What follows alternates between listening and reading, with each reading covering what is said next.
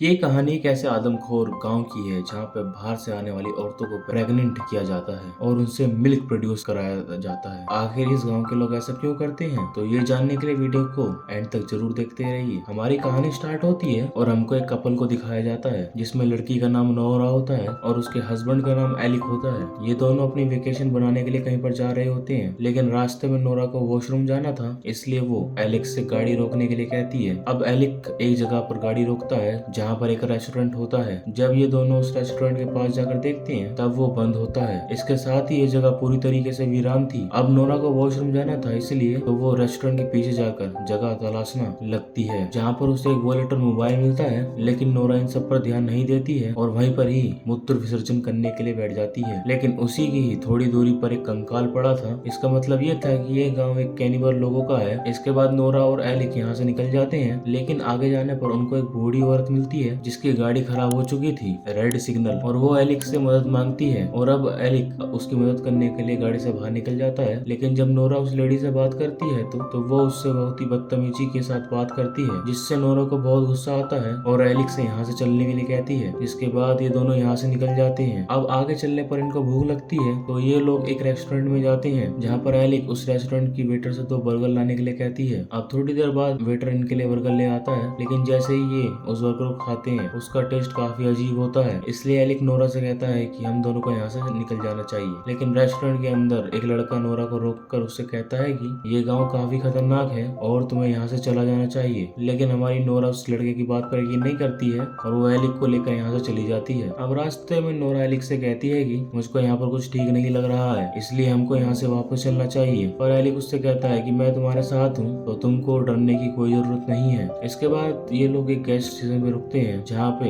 एक गाड़ी के अंदर गैस को फिल कर सके। अब एलिक गैस स्टेशन के अंदर जाता है और उसके ओनर से पता करने लगता है कि यहाँ पर रात में रुकने के लिए कोई जगह मिल सकती है क्या। लेकिन गैस स्टेशन का ओनर उसको मना कर देता है, पर वो उसको बताता है कि यहाँ से थोड़ी दूर पर एक कैबिन है, दूसरा रेड फ्लैग, और तुमको वहाँ पर कोई ना कोई रूम जरूर मिल जाएगा। इसके बाद ये लोग उस जगह पर जाने के लिए निकल जाते हैं और थोड़ी देर के बाद ही उस जगह पर पहुंच जाते हैं जहाँ पर काफी सारी गाड़ियाँ खड़ी थी। और उन गाड़ियों को देखकर उन्हें ऐसा लगता है कि यहाँ पर पहले से ही काफी सारे लोग हैं, लेकिन बाहर इनको कोई भी दिखाई नहीं दे रहा होता है। तीसरा सबसे बड़ा रेड फ्लैग। तो ये लोग कैबिन के अंदर जाते हैं, लेकिन कैबिन भी पूरे की तरह से खाली पड़ा था और यहाँ पर काफी ज्यादा गंदगी थी। इसके बाद यहाँ पर कैबिन का ओनर आ जाता है जिसकी अजीब सी शक्ल होती है और वो इनको बताता है कि मैं इस जगह को अकेला ही संभालता हूँ, इसलिए ज्यादा सफाई नहीं कर पाता। इसके बाद वो उनको एक रूम देकर यहाँ से चला जाता है। अब ये दोनों जब रूम के अंदर होते हैं तो इनके पास वाले बेड पर काफी ज्यादा खून लगा था। इसका मतलब ये था कि यहाँ पे कुछ तो गलत हुआ और इन अंधों को ये दिख भी नहीं रहा था। अब रात को जब ये लोग सो रहे होते हैं तो इनके बेड के नीचे एक आदमी होता है और वो आदमी बेड के नीचे से बाहर आ जाता है, जिसने अपने चेहरे पे एक अजीब सा मास्क लगा रखा था। इसके बाद सीन चेंज होता है और हमें नोरा को दिखाया जाता है जो कि एक पिंजरे में बंद होती है। अब यहाँ पर वही आदमी आता है जिसने अपने चेहरे पर मास्क लगा रखा था। अब नोरा उसको देखकर काफी ज्यादा डर जाती है और चिल्लाने लगती है, लेकिन वो आदमी उसको बेहोश कर देता है और अपने साथ ले जाने लगता है। इसके बाद हमें नोरा को दिखाया जाता है जो कि अजीब तरीके से बंधी होती है। यहाँ पर उसके पास एक लेडी खड़ी होती है और उसने भी एक मास्क लगा रखा होता है। ये लेडी एक इंजेक्शन को तैयार करने लगती है जिसमें भैया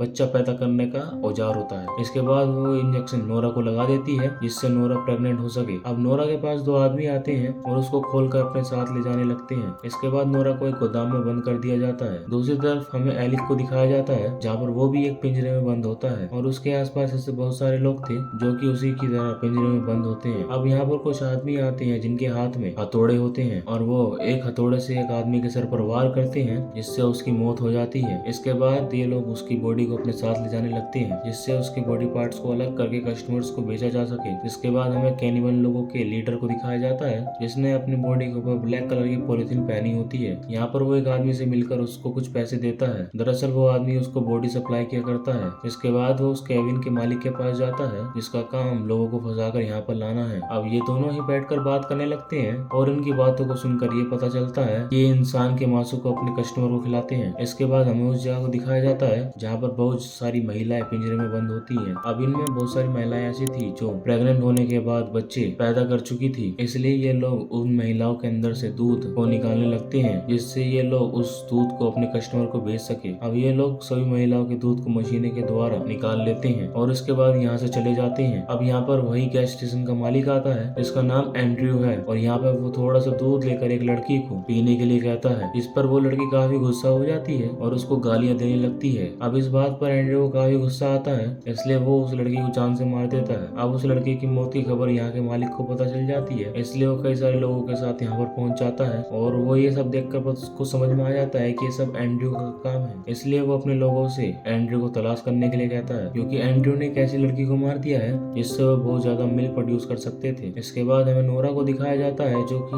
उसी गोदाम में बंद होती है। यहाँ पे वो एक लड़की को देखती है जिसकी हालत काफी खराब थी। अब नोरा उस लड़की से बात करने लगती है। यहाँ पर उससे बात करके नोरा को पता चलता है कि वो लड़की यहाँ पर कई सालों से है। तो नोरा उससे कहती है कि तुम यहाँ पर इतने सालों से हो, इसलिए तुम्हें यहाँ से बाहर निकलने का कोई रास्ता जरूर पता होगा। तब वो लड़की उससे कहती है कि यहाँ से बाहर निकलना नामुमकिन है। ये सुनकर नोरा काफी ज्यादा डर जाती है। जिसके बाद वो एक लड़की को देखती है जिसको हाल ही में यहाँ पर किडनैप करके लाया गया था। यहाँ पर वो लड़की काफी ज्यादा डरी हुई होती है, इसलिए नोरा उसको समझाने लगती है कि वो उसे यहाँ से जरूर बाहर निकालेगी, खुद तो बाहर निकली नहीं है। अगले सीन में हमें दिखाया जाता है कि एंड्रयू को कैनिबल लोग पकड़ लेते हैं और जब उससे पूछा जाता है कि उसने उस लड़की को क्यों मारा है, तब वो रोने लगता है और कहता है कि वो लड़कियां मुझको गालियां दे रही थी, जिससे गुस्से में आकर मैंने उस लड़की को मार दिया। अब एंड्रयू को एक सजा दी जाती है, जिसमें सजा के तौर पर उसको सभी कैदियों को खाना बांटना था। अब एंड्रयू सभी कैदियों को खाना बांटने लगता है। दूसरी तरफ हमें लोगों को दिखाया जाता है जो उस लड़की के पास जाते हैं जिससे नोरा यहाँ से बाहर निकलने के लिए रास्ता पता कर रही थी। अब ये लोग उस लड़की को अपने साथ ले जाते हैं। ये देखकर नोरा और ज्यादा डर जाती है। तभी उसको दरवाजे से कुछ अजीब आवाज आने लगती है। तो ये देखकर वो बहुत ही ज्यादा डर चुकी थी। लेकिन यहाँ पर एलिक होता है। एलिक यहाँ पर किसी तरीके से अपनी जान बचाकर आ जाता है और वो यहाँ पर नोरा को अपने साथ लेकर भागने लगता है। लेकिन इनको यहाँ से बाहर भागने का कोई भी रास्ता दिखाई नहीं देता, इसलिए ये दोनों एक चर्च में चले जाते हैं। लेकिन चर्च में जाने के बाद इनको पता चलता है कि ये लोग किसी भगवान को नहीं बल्कि जानवरों को अपना भगवान मानते हैं और ये लोग इंसानों के साथ वैसा ही करते हैं जैसे इंसान जानवरों के साथ करते हैं। अब एक यहाँ पर आदमी आ जाता है जिसको देखकर ये दोनों ही छुप जाते हैं, लेकिन वो आदमी इनको देख लेता है और चर्च में लगी बेल को बजा देता है, जिससे सभी कैनिबल इनका पीछा करने लगते हैं। अब ये लोग यहाँ से जान बचाकर अपनी भागने लगते हैं, लेकिन आगे जाकर हमारे एलेक्स का पैर बच जाता है, इसलिए वो नोरा को यहाँ से भागने के लिए बोलता है। अब नोरा तो यहाँ से भाग जाती है गद्दारी करवे, मगर वो लोग एलेक्स के पास आते हैं और एक बड़ा सा पत्थर उठाकर उसके सर पर मार डालते हैं, जिसके कारण उसकी मौत हो जाती है। उसके बाद नोरा एक जगह पर जाती है जहाँ पर एक आदमी पिंजरे के अंदर होता है। नोरा उससे यहाँ से भागने का रास्ता पता करने लगती है। तब वो आदमी इसको बताता है कि यहाँ से भागने का सिर्फ एक ही रास्ता है, अगर तुम इन लोगों की बस की चाबी हासिल कर लेती हो तब तुम यहाँ से भाग सकती हो,